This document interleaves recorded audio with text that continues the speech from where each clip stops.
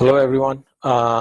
In this video, we're going to discuss we're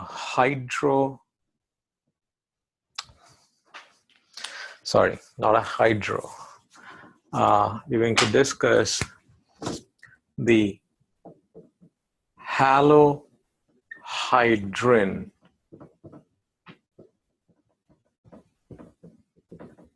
reaction. Okay. A halohydrin reaction. Now, what happens here is an alkene is converted, okay, this reaction converts an alkene into a halohydrin. And again, in this case, our product is the anti-product.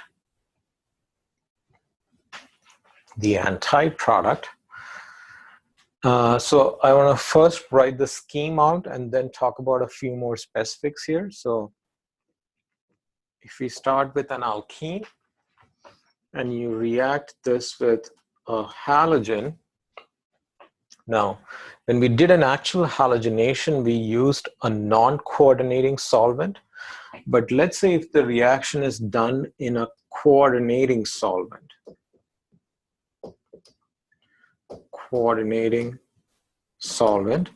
And a protic coordinating solvent. So examples could be methanol, water, things like that, okay, or compounds like that. And the original halohydrin reaction is for when you use water, okay? So that's the product here. So let's say if we use water as a solvent here, it could be any other alcohol, okay? So some protic solvent which is able to coordinate as well. So when we do this reaction, we get this product. And again, these two here, although it's kind of irrelevant and unimportant, but the stereochemistry of these two is anti to each other. Okay, so this is the halohydrin. When you have a hydroxyl group and a halogen, when we call it a halohydrin reaction, or we call it the halohydrin product. The important thing to remember here is the hydroxyl group is on the more substituted carbon. Okay, so the hydroxyl group is on the more substituted carbon in this particular case. And it also ends up being anti the stereochemistry of those two. Okay, but again, the stereochemistry is irrelevant in this molecule, but we'll see how this would matter if you go into a different molecule. So that's the halohydrin reaction. So let's look at the mechanism of how this reaction would happen using a specific example.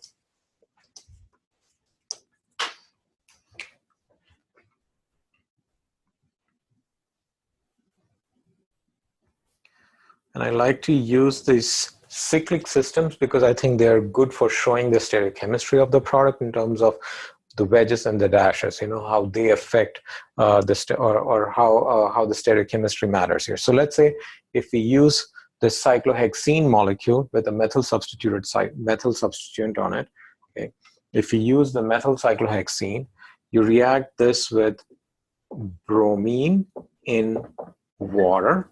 So that's our solvent. So now we have a coordinating solvent and it is protic. The product that we get here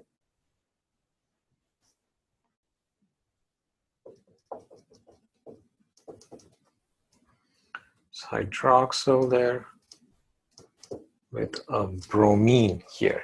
Okay, so there is a hydroxyl group over there and the bromine here, and plus you're going to get the enantiomer of that molecule. Okay, that is how the reaction proceeds. So how do we get those products? So mechanistically, when the alkene reacts with the halogen, that is the first step here. Notice how I'm drawing out the lone pairs because I have to use the lone pair in the mechanism, okay? So the alkene reacts with the halogen. So the alkene behaves as a nucleophile, goes and attacks one of these bromine atoms. Simultaneously, the other bromine gets kicked out, and a lone pair from this bromine comes and attacks this other carbon. Now, I'm pushing it to that carbon because that's the carbon where the carbocation would have formed if there were a carbocation sort of intermediate, because that's the more substituted carbon. Okay, so it forms. So essentially what we get here is a bromonium ion. So we have a methyl over there.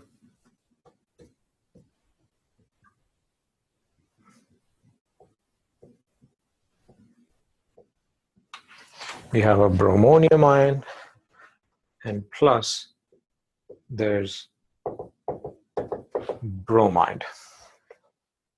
Okay, so that's the first step, very similar to a halogenation reaction itself.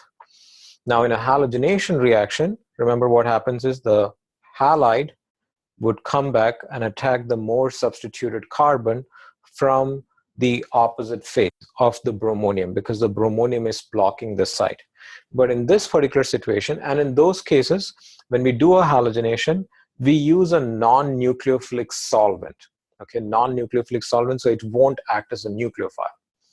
But in this particular case, we have bromide ion, but we have a solvent and it's nucleophilic and it's a solvent, so that means there's a lot of it actually. So once this bromonium ion forms, what it sees most around it, okay, there's a lot of water around it, which is also a nucleophile. It's a weak nucleophile, but it's nucleophilic, and there is a lot of it compared to how much bromide is there. Okay, so what happens is once the bromonium ion forms, the water now goes and attacks this bromonium ion from the back side.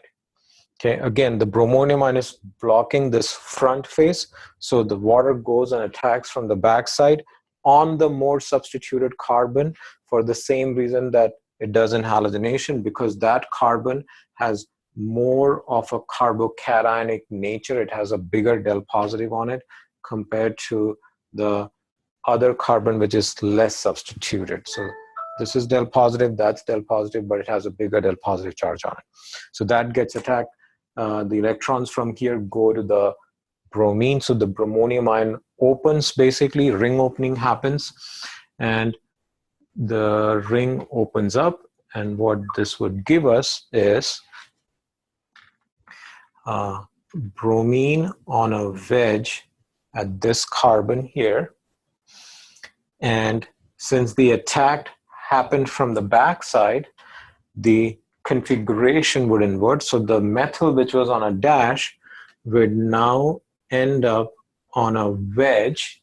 Okay, so it came forward, and on that carbon we have a water molecule connected, and the oxygen only has one lone pair because it used the other lone pair to attack, and this oxygen has a positive charge on it.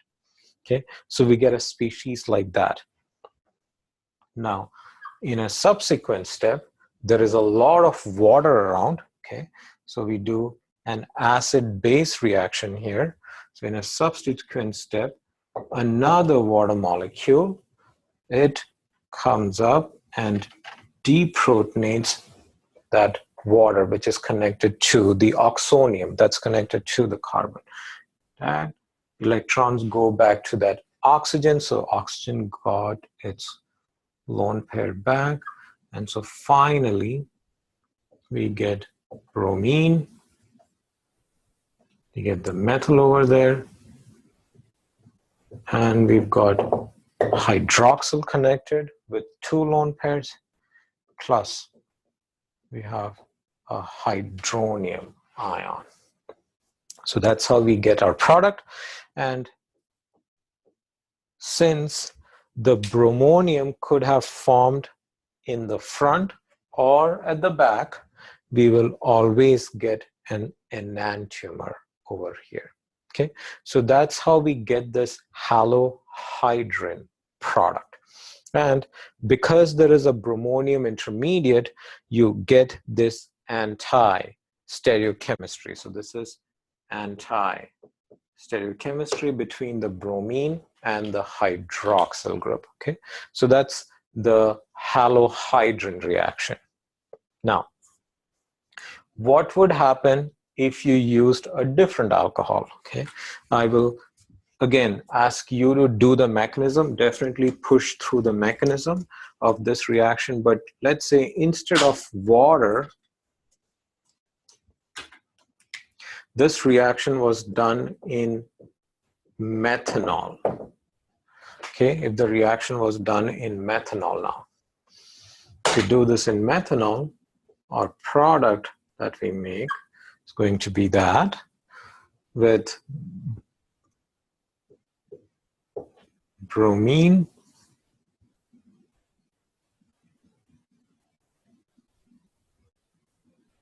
methyl group over there, and from water we kept OH. So basically lost a proton from water and kept everything else. So it is similar to SN1 reactions if you think in some way. So always draw some comparison and parallels, contrast, all of that between reactions. So we did the same thing in an SN1 reaction. When you have a solvent like this, you keep everything except for that proton that's connected to the oxygen. That's what we did in water. So we're going to do the same thing over here. So the product that we are going to get is going to have an methoxy group connected to that carbon, and there's going to be an anti-stereochemistry between the methoxy group and the bromine, the two groups that added. So it's an anti-addition, which is the same as trans in some sense, okay? So it's an anti-addition. Now, in this particular case, we cannot call this a halohydrin product because this is not a hydroxyl group, but it's a derivative of that, okay? By changing the solvent, we can get a different product. So that's the halohydrin reaction.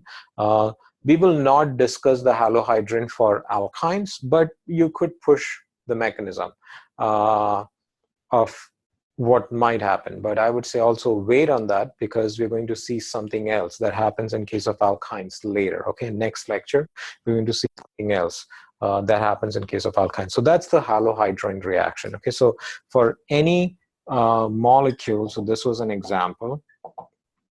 Now, let's say if you consider another example like that, if you took this and if you did Cl2 and water on this,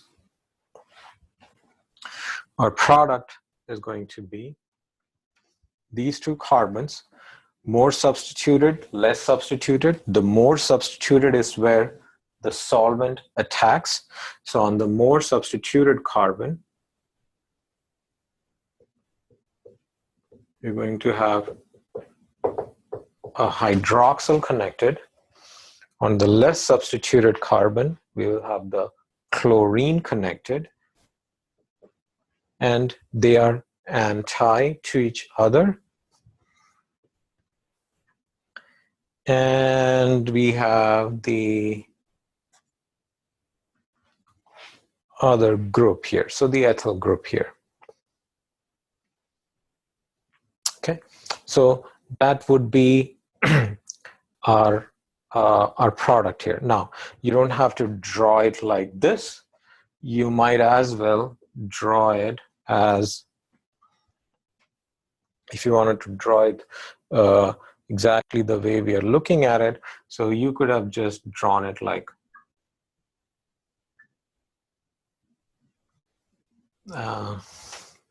it's a little weird, but you could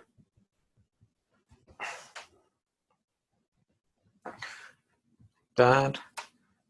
I'm going to put one of these on a dash, and you could put